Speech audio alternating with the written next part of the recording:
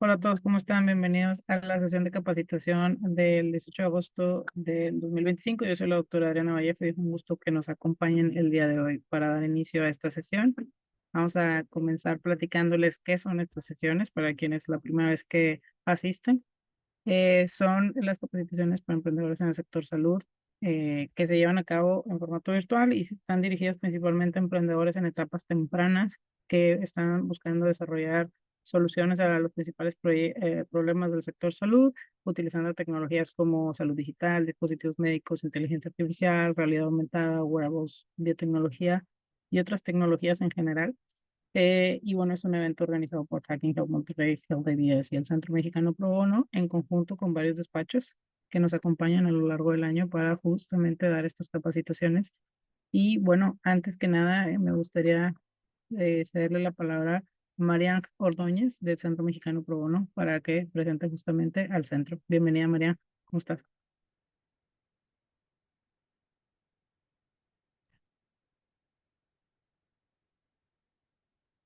¿Listo, Marian? Ay, Ok. perdón.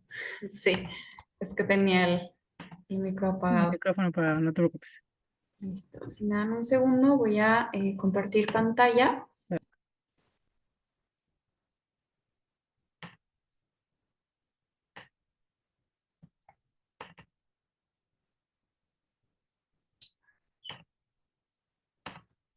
Muchísimas gracias.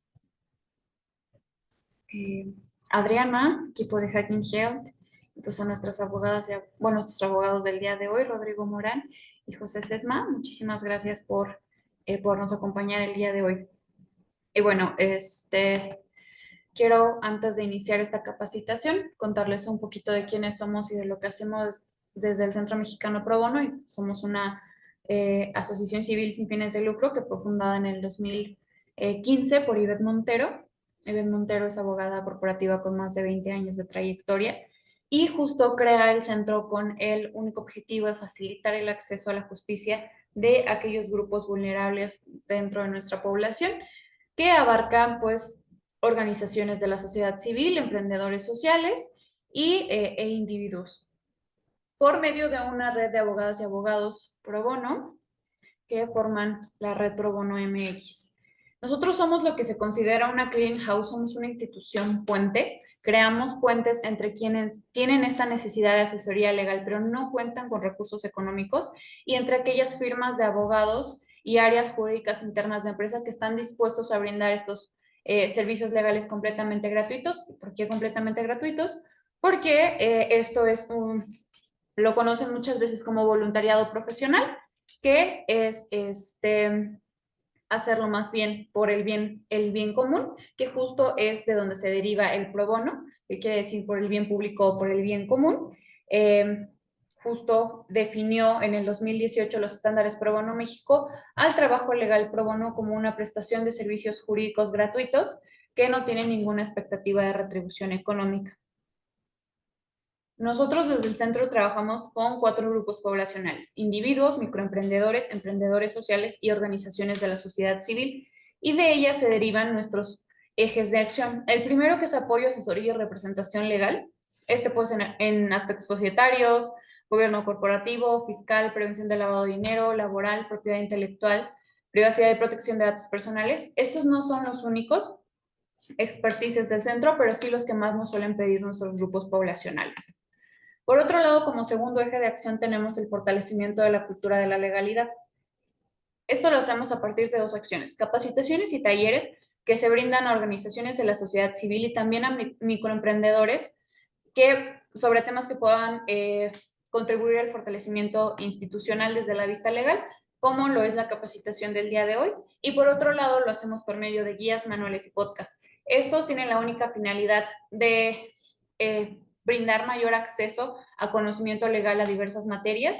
Este está dado a todos los grupos poblacionales. Y como pueden ver en pantalla, aquí tenemos algunos de las publicaciones de guías y manuales que hemos realizado en colaboración con algunas firmas y empresas. Por otro lado, tenemos el tercer y cuarto eje de acción, que por un lado incentivamos y difundimos sobre el pro bono, que esto lo hacemos a partir de la difusión del trabajo legal a través de artículos, de redes sociales, de pláticas de cátedras y por último, las investigaciones para incidir en políticas públicas. Coordinamos y ejecutamos investigaciones, estadísticas y estudios jurídicos internacionales con la intención de poder incidir en la política pública de nuestro país. Como pueden ver en pantalla, esta es nuestra red de alianzas y colaboraciones con las cuales normalmente tenemos estas capacitaciones, esos talleres como el día de hoy y algunos otros proyectos especiales. Y por último, la columna vertebral del centro, la red de abogados y abogados pro bono. Esto se divide en dos grandes bloques. Por un lado tenemos a las firmas legales, trabajamos con más de 30 firmas legales alrededor del país, algunas nacionales, otras internacionales, pero todas de la mejor calidad. Y por otro lado tenemos a los jurídicos de empresa, trabajamos con más de 15 empresas, en su mayoría internacionales, que también nos apoyan a brindar estas asesorías jurídicas, así como capacitaciones y talleres e incluso elaboraciones de algunas de las guías, manuales y podcasts que les mencioné anteriormente. Entonces, mencionarles finalmente que ellos son quienes brindan estas asesorías legales pro bono, no el Centro Mexicano Pro Bono. Nosotros somos simplemente un puente que los conecta, filtra estos asuntos y pues justo hace la conexión con estas firmas y estos jurídicos de empresa que pueden ver en pantalla y algunos otros logos que también tenemos de algunas de las firmas con las que trabajamos. Acá les dejo información del centro, el número de teléfono, información, info@probono.mx, que es el correo del centro donde pueden enviar sus solicitudes. Y también mencionarles que si derivado de esta capacitación tienen alguna necesidad de asesoría legal relacionada a los temas, no sé, ustedes aprovecharon la capacitación y notaron que hay algún contrato que ustedes necesiten realizar o deban realizar para la correcta organización y legalización de su emprendimiento, es importante que se puedan acercar al Centro Mexicano Pro Bono. Les recordamos, esto es completamente gratuito con la única finalidad de que podamos, por un lado, apoyarles en el acceso a la justicia y por otro lado, también promover la cultura de la legalidad en el país, justamente tratando de, desde antes de tener los problemas, pues evitarlos, prevenirlos por medio de estas capacitaciones. Se pueden acercar a nosotros ya sea con el correo y el link que les voy a dejar aquí al formulario o también por medio de nuestra aliada Adriana de Hacking Health. Con gusto pueden dirigirse a cualquiera de nosotros para recibir apoyo, asesoría, representación legal. Muchísimas gracias y ya, los dejo finalmente. Muchas gracias, María, por tu presentación. Y bueno, pues ya saben, si tienen alguna duda y quieren conocer más del Centro Mexicano Pro Bono, pueden seguirlos en redes sociales o enviarles un correo para poder saber de sus servicios. Y bueno, vamos entonces a presentar a nuestros ponentes invitados del día de hoy. Primero que nada, tenemos al licenciado José Ángel Sesma Hernández, quien es licenciado en Derecho por la Universidad Panamericana Campus Mixcoac. Él cuenta con estudios en el extranjero en la Universidad de Fordham y la Universidad de NYU, ambas en Nueva York. Asimismo, cuenta con varios diplomados en materia laboral en la UNAM, INCAM y la Suprema Corte de Justicia de la Nación. Es socio de la firma laboral Sales Boyoli Asesores Laborales y se dedica principalmente a la materia laboral, específicamente a la materia colectiva. Entre sus actividades más destacadas resaltan el asesoramiento de empresas nacionales y multinacionales respecto a negociación de contratos colectivos de trabajo, creación de estrategias para procesos de legitimación, perdón, y consultas de contratos colectivos del trabajo, atención a juicios de titularidad de contratos de colectivos de trabajo, emplazamiento a huelgas y cualesquiera otras en materia de colectivos. También la atención de conciliaciones y juicios individuales en la Junta de Conciliación y Arbitraje, tribunales laborales y centros de conciliación. Bienvenido. Asimismo, tenemos al licenciado Rodrigo Morán Díaz, quien es licenciado en Derecho por la Universidad Panamericana, con diplomado de actualización en Amparo, Material Laboral y Derechos Humanos en el 2024 por la Universidad Nacional Autónoma de México. Él es abogado con experiencia en las áreas de Derecho Fiscal, Administrativo y Transaccional. Actualmente es profesor de la materia de Lógica Jurídica en la Universidad Panamericana, Campus Bosque Real, y cuenta con experiencia laborando en despachos como Meucci Abogados de Ciudad de México, Chever Ruiz Samarripa Paisía, y bueno, compañía, perdón, y Ortiz Abogados Tributarios. Es un gusto tenerlos aquí el día de hoy y bienvenidos. Entonces, si gustan, podemos comenzar con las... Muchas gracias, Adriana. Es un gusto participar en este foro. Espero que les sea de utilidad lo que vamos a compartir, que creemos que es de mucha relevancia en materia laboral, materia que está ahorita pues muy en boga y más a ustedes en nuestro público que pues generalmente están emprendiendo, pues qué mejor que sepan un poquito de las bases en cuanto a qué se debe hacer cuando contratan a gente, cuando se termina gente, cuando te vas tú de tu trabajo, qué esperar, qué tipo de servicios puedes contratar, etcétera. Es un poco lo que vamos a hablar el día de hoy. Voy a compartir la pantalla y me avisen cuando la puedan ver y le doy la palabra a Rodrigo Morán para que comience con la misma. Denme un segundo para compartir la presentación. Perfecto, Pepe, muchísimas gracias.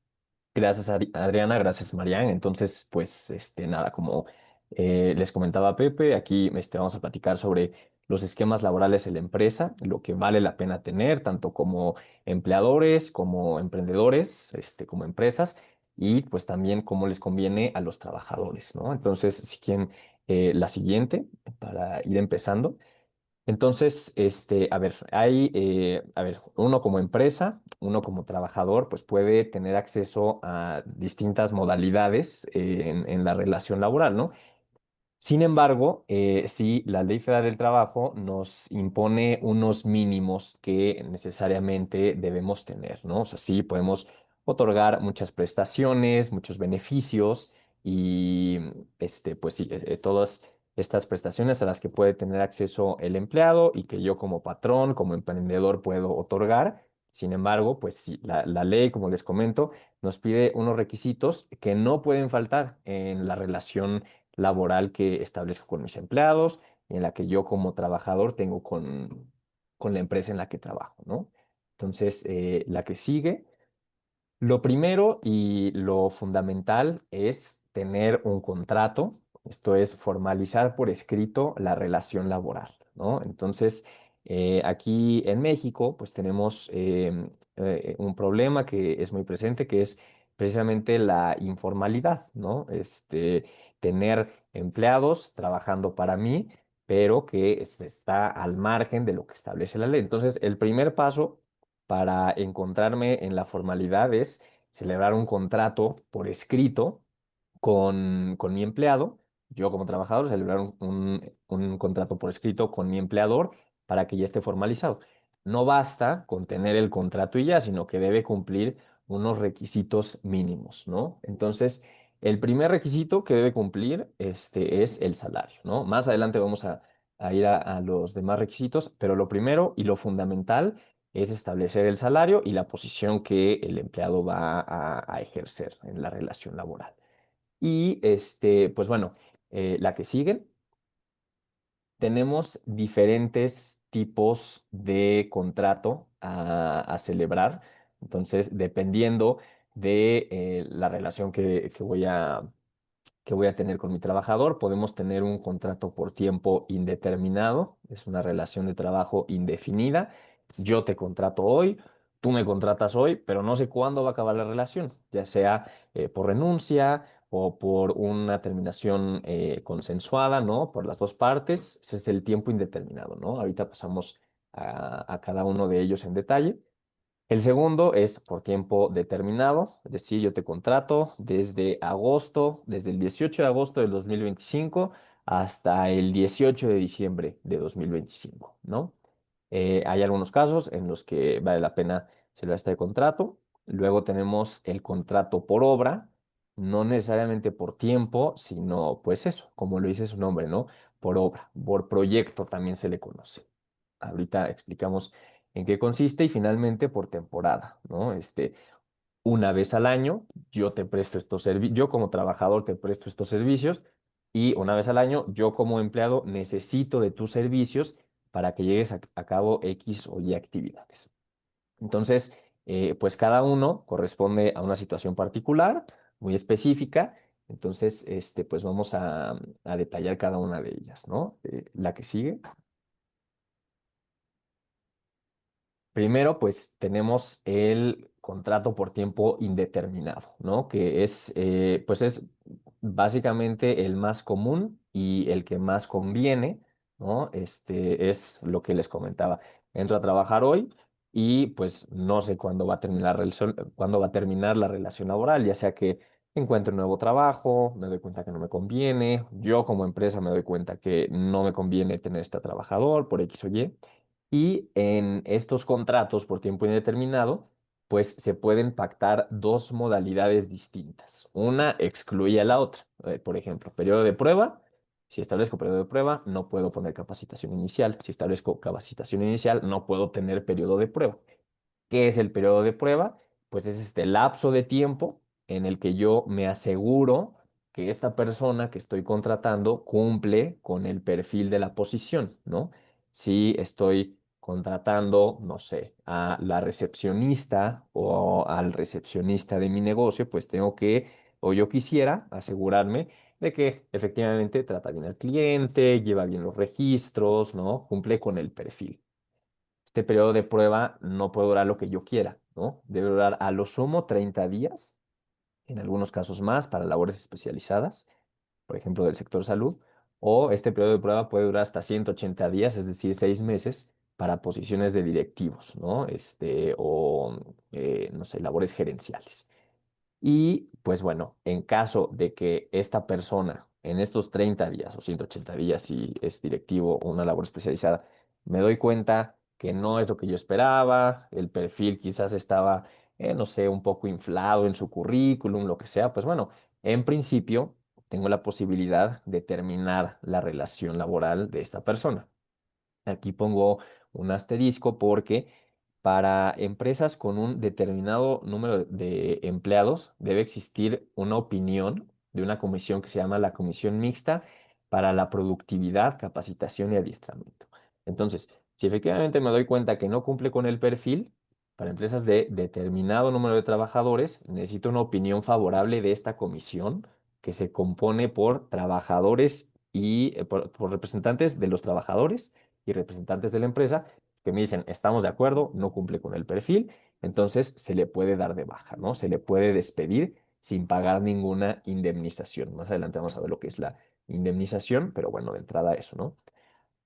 Puedo pactar este periodo de prueba o puede ser una capacitación inicial. La capacitación inicial, ¿qué es? Es decir, yo sé que esta persona, digo, de entrada tiene algunas credenciales para desempeñar la posición, pero no las tiene todas, ¿no? Esta es una posición que, pues yo requiero enseñarle al trabajador lo que necesita para que desempeñe bien su función.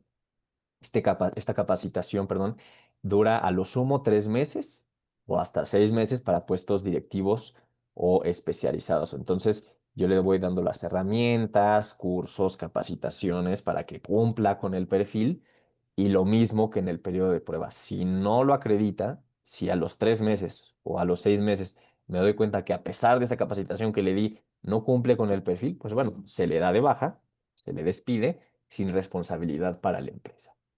El que sigue, por favor. También, antes, nada más para complementar, Rodrigo, es común que clientes lleguen con nosotros, en particularmente las empresas, los patrones en este caso, para decirnos, oye, pues sabes qué, quiero ya desvincular a Juanito Pérez, está en periodo de prueba y lo quiero desvincular porque pues, no me llenó los ojos, hizo mala chamba, pero llegan con nosotros al día 15, ¿no? Entonces, ellos tienen la percepción de que como está en periodo de prueba, lo pueden desvincular en cualquier momento, ya sea hasta que se cumplan los 30 días o antes de los 30 días. Se sabe que después ya perdieron ese derecho de desvincularlo sin ninguna responsabilidad para el patrón, pero también es importante que sepan que en teoría tienes que esperarte hasta que pase o llegue el tiempo en el que concluye el periodo de prueba o capacitación inicial, porque tú en el contrato pactaste que son 30 días, no que son 15 o 16 o 17 días. Entonces sí es muy importante también que tengamos claro que en la práctica suele pasar esto y que estrictamente tenemos que esperarnos hasta 30 días. Es por eso que generalmente, por ejemplo, cuando son puestos de directivos, de gerenciales o administración o servicios especializados en el que pueden ser periodos de prueba hasta 180 días, nosotros le decimos a nuestros clientes, híjole, es que 180 días es mucho. No, entiendo que a lo mejor 30 días es poco porque tienes que darte cuenta de cómo prestan los servicios, las capacidades, actitudes, etcétera. Pero bueno, entonces mejor parte diferencias y dales 90 días, porque 180 días probablemente ya te des cuenta que al día 100 que pues el empleado no está apto para desempeñar sus labores. Entonces, por eso que en la práctica se acostumbra que sean 90 días y si es esperarse hasta el día 90. ¿Qué pasa si decides correrlo antes o vincularlo antes? Suena muy feo correrlo. Pues a lo mejor podrías negociar con el trabajador a pagarle los días que falten para que se concluya el periodo de prueba o capacitación inicial. Pero bueno, es un comentario nada más para que sepan que en la práctica a veces suele pasar esto. De acuerdo, Pepe, muchas gracias. ¿De acuerdo? Entonces, bueno, ahora tenemos el contrato por tiempo determinado, ¿no? Este que les comento, contrato a un empleado o me contratan para desempeñar una posición por un lapso específico. O sea, digamos, me contratan hoy, el 18 de agosto, y en ese contrato dice que, no sé, el 18 de noviembre o el 18 de diciembre o el 18 de enero de 2026 es mi último día de trabajo. Entonces, bueno, yo como empleado, yo como empresa ya sé que esta relación está limitada en el tiempo, ¿no? Sin embargo, hay limitantes, hay algunos frenos, por así decirlo, que nos marca la ley, y es que solo puedo celebrar un contrato por tiempo determinado si la naturaleza del trabajo lo permite, ¿no? Entonces, no sé, digamos que ahorita estoy montando la máquina de café de mi emprendimiento o una empleada mía se fue a su periodo prenatal y postnatal porque estaba embarazada. Entonces, bueno, para esto que estoy montando, sé que va a durar, no sé, aproximadamente 3 meses, pues yo contrato a esta persona por 3 meses para que integre esta posición durante ese tiempo, ¿no? Y lo otro igual, solamente si va a sustituir a otro empleado. Esta persona está de incapacidad, les comentaba, las mujeres embarazadas se van a su periodo pre o postnatal, pues bueno, alguien debe ocupar esa posición y en el contrato se establece que sí, es por tiempo determinado, pero el contrato debe mencionar la causa, es decir, la razón o el motivo por el que tú como empleado vas a entrar por un periodo específico. Y luego, pues nuevamente tenemos el periodo de prueba. Si este contrato temporal dura más de 180 días, más de 6 meses, si es por un año, si mi contrato se acaba el 18 de agosto de 2026, pues bueno, dentro de ese plazo, pues se entiende que ya puedo pactar un periodo de prueba, ¿no? Le puedo poner 30 días y si sí cumples con el perfil los 30 días, pues ya te quedas hasta el 18 de agosto de 2026 o hasta el 18 de diciembre de este año, lo que sea, ¿no? El que sigue, por favor. Y luego tenemos el contrato por obra, que también se le conoce como contrato por proyecto, pues es común en arquitectos, ¿no? Estas profesiones o ingeniería, lo que sea, que pues bueno, yo sé que voy a ejecutar este proyecto, pero por la naturaleza del trabajo que se va a hacer, yo no puedo saber cuánto va a durar. Digo, tendré un aproximado, durará un año, lo que sea, 6 meses, pero mejor, o sea, para no estar sujeto a una limitante del tiempo determinada y no tener la presión del contrato por tiempo determinado, pues bueno, celebro este contrato por obra, que también se le dice contrato por proyecto. Entonces, pues nada, pactamos que vamos avanzando y ya cuando termines la construcción o la instalación o la atención de este proyecto médico, lo que sea, pues bueno, en ese momento se concluye, ¿no? La relación de trabajo. La que sigue.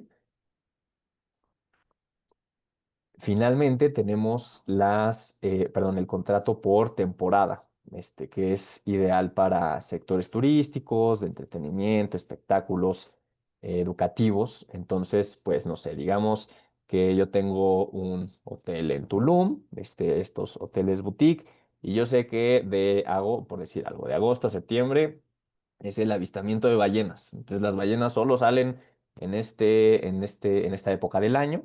Bueno, pues yo necesito un guía para esta época del año que se lleve a mis huéspedes en la lanchita y se los enseñe, no sé qué. Y pues bueno, pues yo sé que no puedo tener este empleado contratado todo el año porque las ballenas no están todo el año. Ya cuando llega agosto, cuando llega septiembre o la época de que se trate, yo ya, pues bueno, lo contrato porque es cuando te necesito, se le paga su salario en ese periodo y ya está, ¿no?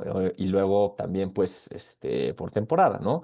Esta obra de teatro Yo siempre la saco en diciembre, las épocas navideñas, pues bueno, yo te contrato para que me ayudes con la producción, actores, lo que sea. Entonces, eso, ¿no? Se establece este contrato por temporada. Durante estas épocas del año, tú eres mi empleado y durante el periodo restante, pues no, ¿no? Te dedicas a otra cosa y yo no tengo relación laboral alguna con mi empleado. La que sigue, por favor. Todos estos contratos, particularmente los de temporada, por obra y por tiempo determinado, a pesar de que sean temporales, que no sean indefinidos, en ese lapso se le deben dar todas las prestaciones obligatorias, que son las mínimas, las que marca la ley, además del salario, muy importante que lo mencioné al inicio. Además de salario, estas prestaciones mínimas son los días de vacaciones, ¿no? Les tengo que dar, después del primer año de servicios, 12 días de vacaciones para que los disfruten durante ese año, ¿no? Entonces cumple un año, desde la fecha de su aniversario hasta que cumple el segundo, este empleado tiene 12 días para utilizarlos, pues, en la fecha que mejor le convenga, para disfrutar esos 12 días de vacaciones, ¿no? Se los tengo que otorgar. Prima vacacional es el 25, a por lo menos el 25% de esos 12 días que le toquen de vacaciones, pues bueno, se le paga el 25% de esos 12 días y pues el espíritu de la ley, que es lo que busca que con ese 25% el empleado pueda pagar sus vacaciones, ¿no? Otra prestación mínima obligatoria es el aguinaldo, que son por lo menos 15 días de salario. Entonces, este aguinaldo, conforme a la Federal del Trabajo, se debe pagar antes del 20 de diciembre de cada año, ¿no? Y pues desde luego la seguridad social, inscribirlo al Instituto Mexicano de Seguro Social, pagar las cuotas, que esto ya incluye el Infonavit, y bueno, así el empleado está asegurado en términos médicos. Esto es lo que se le debe dar al empleado, ¿no? La que sigue, por favor. Ahora, ¿cuántos días de vacaciones le corresponden a los empleados conforme a la ley? Como les decía, el primer año de servicio son 12 días. Después del segundo año, bueno, el segundo año son 14, el tercero 16.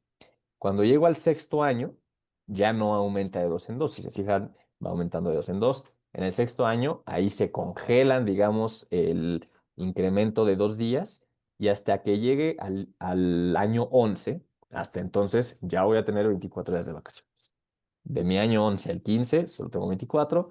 De mi año 16 al 20 tengo 26 y así sucesivamente.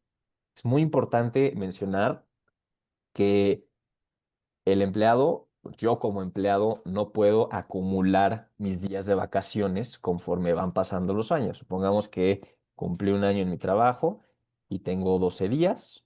En agosto de 2026 cumplo 2 años. Y yo digo, bueno, pues yo en un año me quiero ir lejos, disfrutar como unas 3 semanas. Entonces este año no tomo vacaciones y como el siguiente año me tocan 14, ahora tengo 26 días de vacaciones. Eso no se puede, ¿no? El empleado debe disfrutar sus 12 días de vacaciones durante ese año. Digamos que yo entré a trabajar el 18 de agosto. Si el 19 de agosto del 2026 no los tomé, ahora, bueno, ya cumplí el segundo año, ahora tengo 14, pero no se guardan, digamos, los 12 días anteriores. Entonces, pues es importante comunicar al empleado que este derecho a disfrutar de las vacaciones no es acumulable, ¿no? Entonces, pues el espíritu de las vacaciones es eso, disfrutarlas. Sí tendrá al año que sigue 14 y al siguiente 16, pero no se van sumando, ¿no? Y naturalmente la prima vacacional, el 25% de estos días, pues es dependiendo del año en el que esté. Si es su primer año, 25% de 12 días de salario. El segundo, 25% de 14 días y así sucesivamente. El que sigue, por favor. Nada más para precisar, igual es muy común que en la práctica y más que nada las trabajadoras del hogar, por ejemplo, tengan esta frase muy típica que dicen, oiga, ¿cuándo me pagan mis vacaciones, no? Me deben mis 12 días de vacaciones que yo tengo al año. A ver, Rodrigo lo mencionó y es una palabra muy clave, el que las vacaciones se disfrutan, no se pagan. O sea, cuando alguien llegue, un trabajador con el patrón y les diga, oigan, ¿qué onda con mi pago de vacaciones? Ahí decirle, oye, no, no, no. O sea, yo te doy derecho a que disfrutes vacaciones, pides tus 5 días y te vas 5 días con goce de sueldo. Así yo te la estoy pagando mientras tú las disfrutes, pero si no las disfrutaste en el año que menciona Rodrigo y al final de ese año vienes y me dices, oye, ¿sabes qué? Pues me des mis vacaciones, yo preferí no irme de vacaciones, prefiero que me pagues 12 días y le oye, fulanito, pues no, estás equivocado, o sea, yo te mando 12 días de vacaciones, pero no te las voy a pagar. Lo que sí se paga es la prima vacacional. La esencia de la prima vacacional es dar el 25% de los días de vacaciones que tú tienes derecho al año para que con ese dinero, con ese 25% de los 12, 14 días o 16 de los que tengas asignados ese año, tengas tu dinero para viajar. Es la esencia de esa prima vacacional. Otro, otro mito, o no mito, sino una práctica que hay veces que no es, que es práctica, es una práctica que resulta muy fácil de utilizar, es que esta prima vacacional se paga en el aniversario del trabajador. Ya mejor me ahorro la monserga de cada que me pidas vacaciones, darte el 25%, mejor cuando cumplas tu aniversario, te pago tu prima vacacional.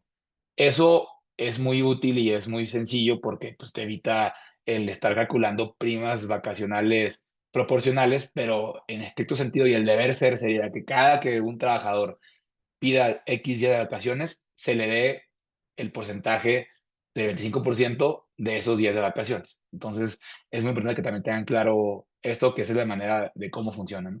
Pero bueno, era un comentario adicional y listo. Muchas gracias, Pepe. Perfecto. Entonces, bueno, pasando a las consecuencias y la necesidad de firmar un contrato. Muchos empleadores, muchas empresas, sobre todo personas físicas, pueden llegar a pensar, ¿sabes qué? Yo no voy a celebrar contrato con esta persona, la contrato, le pago lo que quedamos verbalmente y ya está, ¿no? Como les comentaba al inicio, es muy importante que lo primero que se pacte en el contrato es el salario. Yo puedo pensar, bueno, pues si no celebro contrato con esta persona y no pactamos su salario, pues no me lo va a poder exigir. Aquí en materia laboral pasa al revés, es decir, es falso esto que acabo de comentar. Digamos que yo contraté a una persona y quedamos en que le iba a pagar 9,000 pesos al mes, pero no lo pacto. Por cualquier razón hay un malentendido, se termina la relación laboral, decidimos no seguir trabajando, tampoco firmo renuncia ni nada. Esta persona puede ir ante la autoridad y decir, oye, esta persona quedó en pagarme, no sé, 17,000 pesos al mes y necesito que me liquide conforme a la ley porque me despidió y lo que sea. Entonces aquí en materia laboral opera un principio particular, exclusivo de la materia laboral, que es que la carga de la prueba recae sobre la empresa, sobre el patrón, sobre el empleador, sobre todo lo que afirme el trabajador. Entonces, si yo soy un trabajador, inicialmente quedamos en que me iban a pagar 9,000 pesos, pero no hay contrato, yo puedo ir muy cómodo ante la autoridad y le digo, ¿sabes qué? Esta persona quedó en pagarme 17,000 pesos y nunca me los pagó, solo me pagó 9,000, pero me debe lo demás. Entonces, el patrón, la empresa, yo como empleador, no tengo cómo desacreditar ese dicho porque no tengo contrato. Y cuando no tengo cómo desacreditar ese dicho, pues bueno, tengo que pagarle lo que está diciendo el trabajador, ¿no? Entonces, por eso es fundamental celebrar el contrato por escrito con el trabajador para que desde el inicio yo como empleado, como patrón, quede blindado, ¿no? También es importante, desde luego, pues la fecha del contrato, ¿no? Hay quienes igual dicen, bueno, sí, está bien, me pagaba 9,000 pesos al mes, pero me contrató desde el 2007. Entonces me debe 20 días de salarios por cada año trabajado desde el 2007. Entonces, bueno, la indemnización se infla muchísimo. Y en realidad no me contrató en 2007, me contrató en el 21 y le debería mucho menos. Pero como no tengo contrato, no tengo cómo desacreditarlo. Y pues bueno, me podría haber obligado a pagarle indemnizaciones desde el año en el que esa persona diga que lo contraté, cuando no necesariamente es cierto, ¿no? Entonces, por eso, bueno, muy importante tener el contrato por escrito, con todo lo que ya mencionamos, días de vacaciones, prima vacacional. Bueno, al ser obligatorias, pues bueno, no necesariamente se tienen que pactar, pero vale la pena atendiendo a la cultura de la formalidad y de la legalidad que hemos platicado, y pues bueno, sobre todo este tema del salario, ¿no? Luego, el que sigue. Nada más, hablando de la formalidad que comentas, Rodrigo, es un dato que sí resulta, perdón, muy importante de la formalidad. Nosotros como país somos un país sumamente informal. Más de la mitad del mercado laboral mexicano se encuentra en informalidad, específicamente el 56%. Entonces, es algo gravísimo. Informalidad, ¿a qué se refiere? A que los trabajadores no tengan firmados sus contratos individuales de trabajo y que tampoco se encuentren dado de alta ante el Instituto Mexicano del Seguro Social. Entonces, sí, vivimos en una época en donde la informalidad predomina, entonces hay que hacer una cultura de, pues sí, celebrar contratos, porque hay veces que los patrones dicen, híjole, es que si celebro un contrato, pues ya me amarro con con el empleado y le tengo que cumplir y demás, pero pues las consecuencias contrarias a no firmar el contrato, pues son las que ya mencionó Rodrigo, ¿no? Que lo dejan todavía en un estado de mucha más vulnerabilidad a los patrones. El trabajador como tal, si es que el patrón no celebra un contrato con ellos, pero sí lo da de alta ante el IMSS, pues no tiene mucho riesgo. Al fin y al cabo, quien termina haciendo el contrato del trabajador es la Ley Federal del Trabajo, porque es una ley de mínimos. Entonces yo mínimo tengo derecho a todo lo que viene en la Ley Federal del Trabajo, independientemente de que no tenga el contrato celebrado. Entonces también que tengan una seguridad de que en caso de que no haya un contrato celebrado, pues tu contrato es la Ley Federal del Trabajo, ¿no? De acuerdo, Pepe. Mil gracias. Luego tenemos, bueno, ya pasando a otro tema, el famoso REPSE, que es el registro de prestadoras de servicios especializados u obras especializadas, ¿no? Entonces, esto se trata de una plataforma, una dependencia de la Secretaría del Trabajo y Previsión Social, donde todos los prestadores de servicios especializados deben inscribirse para poder otorgar estos servicios especializados, ¿no? Entonces, la que sigue. Como antecedente, el 23 de junio de 2021 se publicó la reforma de la Ley Federal del Trabajo en materia de subcontratación, ¿no? Entonces, pues bueno, yo antes podía subcontratar a, no sé, un personal de limpieza o lo que sea, y pues no se requería nada de formalidad, ¿no? Simplemente le decía a esta empresa, oye, pues tú ponme a disposición mía, yo que soy un hospital, una universidad, un corporativo, lo que sea, tu personal de limpieza, y ya está. Ahora, esa empresa de limpieza, esa empresa de alimentos, lo que sea, debe contar con este registro, con esta inscripción ante el REPSE. Entonces, hay varias obligaciones que derivan sí, de este nuevo registro, ¿no? El que sigue. Es importante el REPSE, primero, porque yo como empresa no puedo contratar a esta otra empresa de limpieza, a esta otra empresa que me da servicios de comedor, si no está inscrita en el REPSE o si no tiene su inscripción renovada, ¿no? Entonces, del mismo modo, para que yo, empresa de limpieza o de prestación de servicios médicos, yo pongo un consultorio en esta empresa, lo que sea, para yo poder hacer eso, necesito estar inscrita, debo tener mi inscripción, mi folio ante el registro de prestadores de servicios especializados.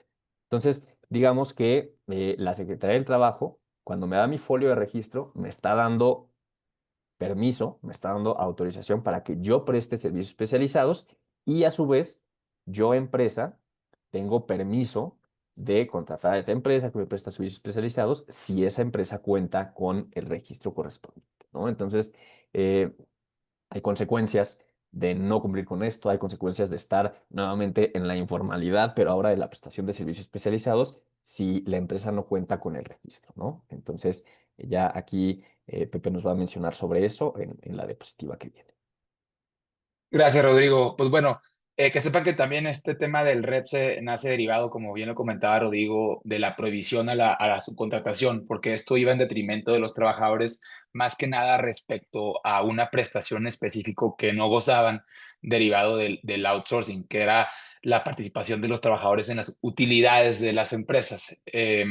Que generalmente pues tú contratabas a una empresa muy famosa de outsourcing, no sé, Manpower, ¿no? Que era de las que más tenían fuerza y auge aquí en México, bueno, y en todo el mundo, contratabas a tu contador que te iba a dar tus servicios en un despacho contable. O sea, porque antes como tal, tú podías autosociar a quien sea. O sea, no había necesidad de que fueran servicios especializados. Ahorita la ley sí te dice, a ver, solamente puedes subcontratar a aquellos servicios que no formen parte de tu objeto social ni de tu actividad económica preponderante. O sea, es que si yo soy un despacho de contadores, no puedo contratar a un contador para que, mediante outsourcing, sí puedo contratar a limpieza, a seguridad y demás, porque ellos no forman parte de lo que yo hago ordinariamente, ¿no? Entonces, ¿qué pasaba con las utilidades?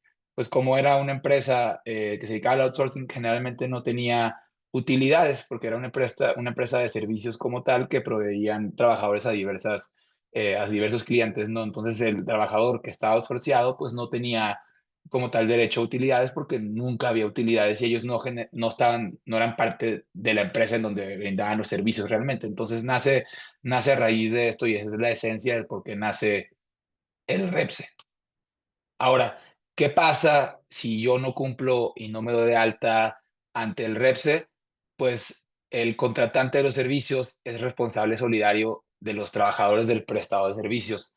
Esto significa que si yo contrato a una empresa de limpieza para que limpien mi establecimiento y esta empresa de limpieza no está de alta en el REPSE e incumple con sus obligaciones laborales y de seguridad social, yo que estoy contratando servicios, voy a ser también responsable solidario. O sea, sé que voy a ser responsable de la relación laboral de la persona que me está haciendo mantenimiento de limpieza en mi centro de trabajo. Entonces, el que yo también contrate estos servicios, resulta importante que revise bien si esta empresa está dada de alta en el REPSE, porque de lo contrario, yo me voy a convertir también, en caso de controversia, en un patrón de los trabajadores de limpieza. Entonces, sí es súper importante y esta creo que es la la consecuencia más grave, porque imagínense que sea un empleado que tenga un empleado que no tenga contrato, primero, y que él diga que tiene una antigüedad de 15 años, yo voy a asumir esa relación laboral también y toda esa contingencia.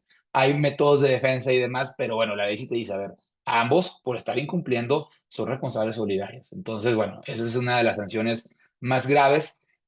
También, en caso de que la Secretaría de Trabajo y Previsión Social haga inspecciones al centro de trabajo, se den cuenta que en efecto haya prestaciones de servicios especializados y no estén documentados mediante contrato, no estén dados altas en el REPSE, no den los informes que te requiere la Ley Federal del Trabajo respecto a la información de los trabajadores, pues te pueden llegar inclusive a imponer una multa que va desde los 226,000 pesos, que pues no es mucho, pero vean la cantidad máxima, que son 5 millones de pesos, ¿no?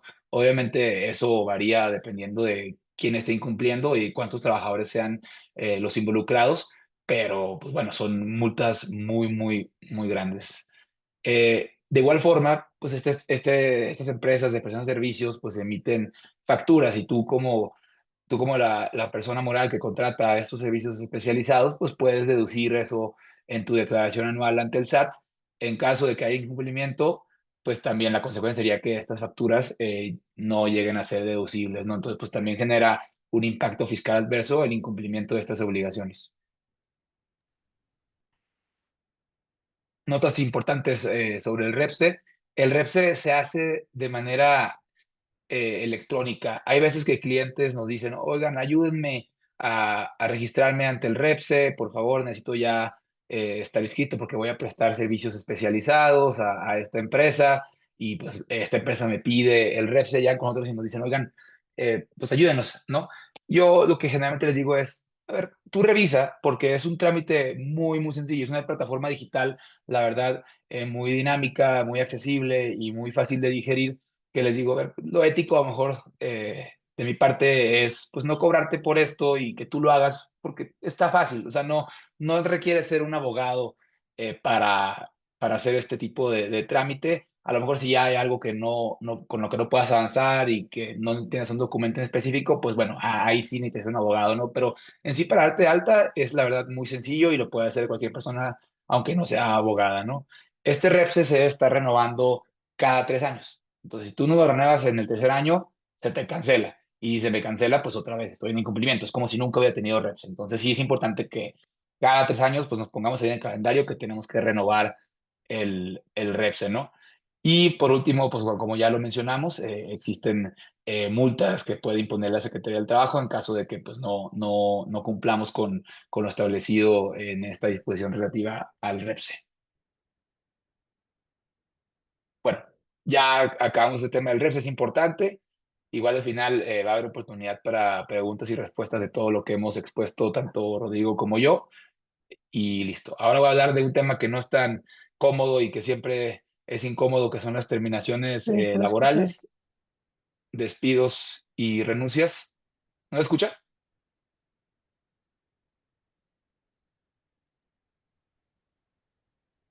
Yo ¿Sí sí escuchas, escucho. Rodrigo? Sí, te escucho bien. Ah, bueno, es que escuché que, escuché que alguien comentó que no se escuchaba, pero bueno, si no se escucha, me dice. Bueno, las terminaciones laborales, ¿no? Que siempre es un tema muy frágil y complicado, tanto si tú como empleado decides renunciar o si te llegan a despedir, o si tú como empresa pues decides desvincular a alguien con o sin causa, siempre es importante pues que sepamos qué es lo que se tiene que otorgar en uno u otro caso, ¿no? Siempre sí o sí, independientemente de que sea una renuncia o un despido, se tienen que pagar prestaciones mínimas, que son las mínimas que están establecidas en la Ley Federal del Trabajo, que esto es vacaciones, prima vacacional y aguinaldo. Esto se paga de manera proporcional. En su momento yo les comentaba que las vacaciones no se pagan, y es correcto, no se pagan a menos que estemos en un escenario de terminación laboral. No se pagan durante el transcurso y mientras la relación laboral esté vigente. Pero una vez que concluye la relación laboral, ya sea por un despido o por una renuncia, ahí sí se pagan las vacaciones que estaban pendientes de disfrutar. Pues es que si yo renuncio y todavía me quedaban 6 días de vacaciones pendientes de disfrutar y estaban vigentes, yo te tengo que pagar esos 6 días y aparte también la prima vacacional respecto a esos 6 días. A su vez, el aguinaldo también se debe pagar proporcional. O sea, el aguinaldo, como sabemos, se paga a finales de año en diciembre, pero si yo renuncié en junio a mitad de año, pues me tienen que pagar lo proporcional, que sería más o menos pues 7.5 días de aguinaldo. Entonces que sepan que eso siempre se tiene que pagar, ya sea si es un finiquito o liquidación. Finiquito es cuando yo renuncio y no hay una causal para rescindir la relación laboral. Y liquidación es cuando yo yo como patrón termino la relación laboral sin causa y se tienen que pagar conceptos indemnizatorios, que es a lo siguiente que voy. Cuando tú como patrón o como empleado recibes la noticia que te están dando de baja por una razón injustificada, porque también existen razones justificadas por las cuales se te pueden dar de baja y ahí el patrón pues no está obligado a darte ningún concepto indemnizatorio. En caso de que no sea uno de los supuestos encuadrados en el del Trabajo, específicamente en el artículo 47, se abre la puerta a estos conceptos indemnizatorios, que son más que nada tres. Son 90 días de salario, 20 días de salario por cada año trabajado y prima de antigüedad.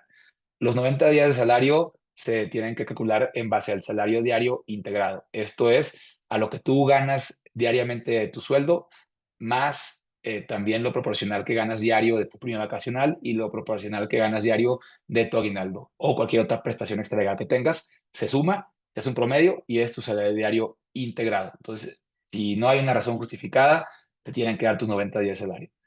20 días de salario por cada año trabajado. Es muy famoso que, no sé si han escuchado, pero el concepto que cuando te corren, pues te tienen que dar el famoso 90-20-12, ¿no? Que son los 90 días de salario, 20 días por año trabajado y 12 días por año trabajado, que es la prima de antigüedad. Los 20 días por año son muy controversiales porque como tal, yo como patrón no te los tengo que pagar al momento de que te corro, sino es al momento en que se abre una demanda laboral impuesta por el trabajador en el que el trabajador esté solicitando una reinstalación. Esto es, oye, me corriste, pero yo quiero disfrutar de mi trabajo, yo quiero estar aquí, reinstálame en mi posición. El patrón dice, híjole, es que ya no existe tu posición, o sabes que ya no quiero que estés, o sea, no me gustó cómo trabajaste este tiempo, sorry. Ahí el tribunal laboral dice, bueno, no lo quisiste reinstalar, entonces te voy a imponer una nueva indemnización, que es los 20 días por año. Entonces, generalmente se tiene la percepción de que estos 20 días por año se tienen que dar desde un principio, cuando no es así. Muchas empresas lo dan desde un principio porque dicen, ¿sabes qué? Me quiero ahorrar el tema de una demanda laboral, te los pago de una. Ya te estoy pagando como si yo hubiera perdido el juicio. Ya, ten todo. Pero bueno, es importante que sepan que los 20 días por año no se pagan cuando tú corres un trabajador, sino se pagan hasta que haya una demanda laboral en curso y se solicite una reinstalación. El otro concepto es la prima de antigüedad. La prima de antigüedad, si te corren injustificadamente, te la tienen que pagar. Son 12 días por año. Esto tiene una precisión, tiene un tope legal, que es al doble del salario mínimo. Entonces, actualmente el salario mínimo está en 278 pesos. El doble de eso es el tope de la prima antigüedad. No es calculada conforme a tu salario diario, a menos que ganes menos del doble del salario mínimo. Ahí sí es calculada con tu salario. No, pero bueno, esa también tiene una excepción o una vertiente que es, si tú tienes 15 años de haber laborado con tu patrón y renuncias, ahí sí te tengo que pagar, aunque sea una renuncia. Si tú renuncias en tu año 10, ahí sí no, hasta que tengas 15 años. Pero bueno, esos son los tres conceptos típicos de indemnizaciones que se hacen en caso de un despido injustificado. Ahora, me corrieron o voy a correr a alguien o renuncié, ¿qué es lo que tengo que firmar? ¿Qué es lo típico que siempre debo firmar? Tu recibo de finiquito. Aquí es donde tú aceptas que te van a pagar X cantidad que corresponde al desglose de X prestaciones y de X deducciones y en el que estás de acuerdo en que una vez que se firme ese documento, pues te van a ya sea dar ese dinero en efectivo, te van a depositar o te van a dar tu cheque, ¿no? Entonces sí o sí siempre se debe firmar un recibo de finiquito, un convenio de terminación que se firma entre el patrón y entre el empleado, en donde se dicta que a partir de tal fecha se da por terminada la relación laboral y se paga tal cantidad.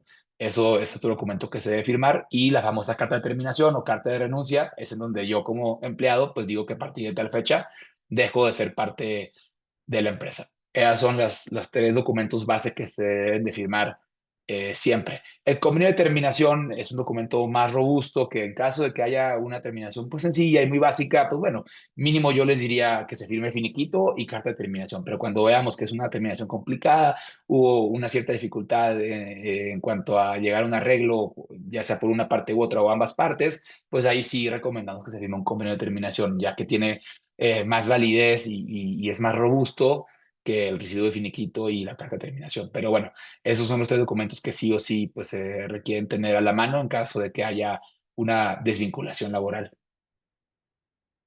Y pues bueno, con esto concluimos. Es una guía, pues como verán, muy rápida y muy básica de lo que engloba los derechos laborales de manera muy general. Espero que esta información les haya sido de utilidad y estamos aquí abiertos a responder cualquier pregunta que surja.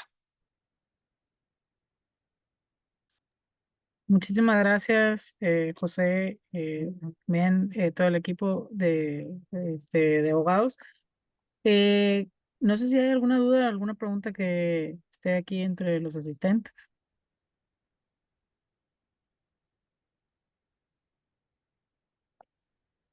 Quedó clarísimo todo. Si todo claro o a lo mejor no entendieron, pero uno u otro. Espero que sea la primera. De hecho, Creo- yo sí tengo una pregunta. sí, claro. Eh, Como trabajador, ¿cómo puedes protegerte al final en el caso de estas outsourcings? Porque al final tendrías entonces dos patrones. O sea, considerando que a ti te subcontrataron. Pues digo, aquí creo que juega un poco a favor del trabajador el que se abra esta puerta de la responsabilidad solidaria, porque tú tendrías el derecho o la facultad de poder demandar por la vía laboral a dos patrones. Entonces, pues básicamente tendrías dos oportunidades de haber, pues, quien no tiene una defensa tan sólida para poder ganarles, ¿no? Entonces, esto sí no juega en detrimento del trabajador, al contrario, es algo ventajoso porque tú ya no tienes ahora que solamente reclamarle tu despido o el pago de cualquier prestación a un patrón, sino ahora pueden ser dos. Entonces, no sé si con eso respondo a tu pregunta. O sea, no vulnera el hecho de que tú estés siendo subcontratada y puedas demandar a dos personas, pues al contrario, creo que te sirve. Ok, interesante. Sí, exacto. Muchas gracias. Digo, a pesar de eso, no creo que sea tan sencillo, pero, ajá, yo ponía el ejemplo porque cuando lo mencionaron me pareció súper importante. Yo recuerdo que en el 2022 fui subcontratada con outsourcing y realmente no te explican mucho este proceso, ¿no? Entonces, a pesar de que esta es una capacitación justo para emprendedores, creo que también muchos de las y los emprendedores también han sido empleados, entonces creo que es información súper valiosa para justo no estar a ciegas cuando eres subcontratado o cuando estás iniciando una vida laboral y pues hay distintos como aspectos a considerar que tú como emprendedor, como empleado o como persona que va a contratar debe considerar, ¿no? O sea, visto desde distintas áreas, como empleado y como empleador. Pero Claro, muchísimas gracias. totalmente. Y eso sí presta mucho la confusión por parte de los empleados, man. O sea, por ejemplo, yo estoy siendo subcontratado, pero nunca veo a la empresa que me está subcontratando, perdón, nunca veo a la empresa que me contrató realmente, y solamente voy a la empresa donde se prestan los servicios. Entonces, ya no sé ni quién es mi patrón. Entonces, por eso se abre esta ventana para que el trabajador pues, pueda demandar a ambas empresas y irse por esa vía. Entonces, sí, es por eso, porque también pues, los trabajadores no son abogados y no saben del tecnicismo que implica todo ese tema de la subcontratación. Pues muchas gracias. No sé, Adriana, si alguien más tenga Perfecto. una pregunta. Creo que en el chat ¿Hay no tenemos nada. alguna otra pregunta para los demás? Todo bien. Creo Muy bien. que, digo, yo tal vez, a ver, aquí hay una pregunta. Dice, depende mucho también de la claridad que se establezca en las relaciones laborales, empleado-patrón. Sí. Quería preguntarles, y tal vez, no sé si ahondamos un poco en ese tema, pero recientemente, y ustedes lo saben, se da mucho el tema de contratar a alguien que se encuentra fuera del país, ¿no? Estos trabajos remotos. Entonces, ¿cómo funciona en ese sentido para que ellos conozcan esta parte? Sí, digo, es un tema muy complejo que sí ameritaría otra sesión, pero a grosso modo, pues en caso de que un trabajador esté realizando servicios, ya sea fuera del país o fuera inclusive del centro de trabajo, por ejemplo, si Ciudad de México y está trabajando en Veracruz, pues se abre el teletrabajo y este teletrabajo pues sí resulta importante porque acarrea obligaciones para el patrón en el sentido que le tienen que proveer de ciertas acciones, por ejemplo, pues, que le otorguen el pago proporcional de la luz y del internet al trabajador, porque pues él está trabajando de su casa y pues requiere de luz y de internet para desempeñar sus labores, el que le proporciones tú una silla ergonómica, en su caso pues una impresora, una herramienta de trabajo como la computadora también es necesaria. Entonces, pues sí tienes que documentar todo eso porque igual, en caso de que haya la posibilidad de que te inspeccionen y se den cuenta que tienes a toda tu fuerza laboral trabajando de manera remota, pues llegan las famosas multas de Secretaría del Trabajo y no son tan bajitas, ¿no? Rondan más o menos similares a las multas que mostré respecto al REPSE. Las multas de REPSE sí son más cuantiosas, pero bueno, también estas son bastante considerables en caso de que haya un incumplimiento. Ok, sí, eso es un tema importante, porque a veces sí, digo, hay muchas empresas que tienen personas trabajando fuera, ¿no? Y es importante tomarlo en cuenta. Tenemos también otro comentario aquí, hasta donde se consideran servicios especializados para registrarse obligatoriamente en el REPSE, porque mencionaron, de ejemplo, los servicios de limpieza. Sí, a ver, es una línea muy tenue y yo le llamo a veces que son casos frontera. O sea, sí resulta mucho la interpretación de qué es lo que se considera como tal un servicio especializado. Los típicos son los que mencionamos, ¿no?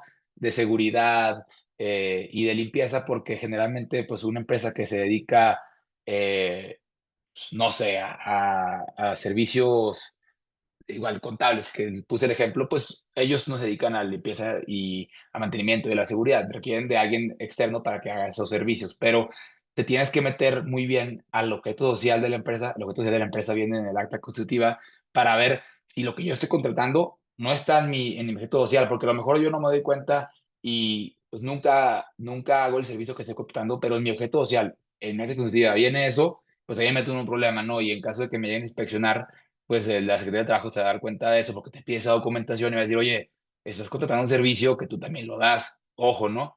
Pero bueno, no sé si eso responde a la pregunta. Sí tenemos que meternos un clavado muy, muy profundo a nuestras escrituras públicas para ver realmente si lo que estoy contratando es un servicio especializado y no forma parte de mi objeto social o de mi actividad económica preponderante, porque una cosa es que también esté en tu objeto social y otra cosa es que sea la actividad económica preponderante. A lo mejor no está en mi objeto social, pero sí lo hago y me genera ingresos y de eso vivo.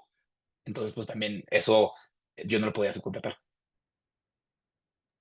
Claro, definitivamente eso hay que verlo puntualmente en cada empresa, ¿no?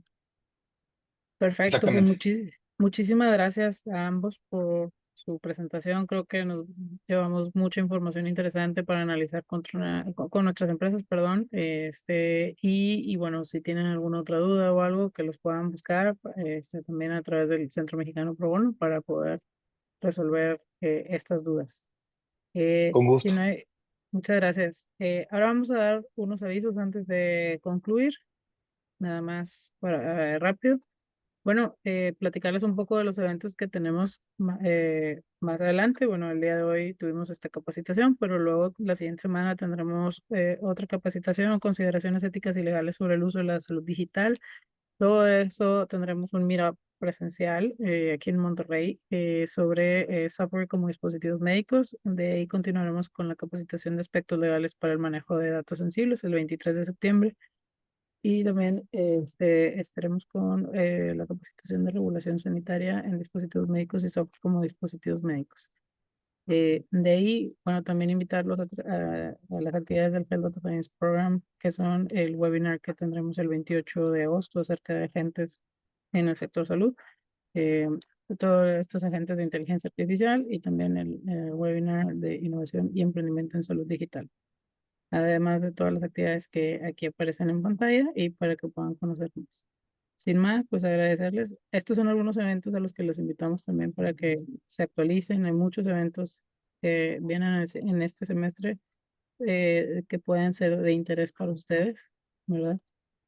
Y bueno, sin más, agradecerles por haber estado aquí el día de hoy y esperamos contar con su participación en la siguiente edición. Que tengan un buen día y estamos en contacto.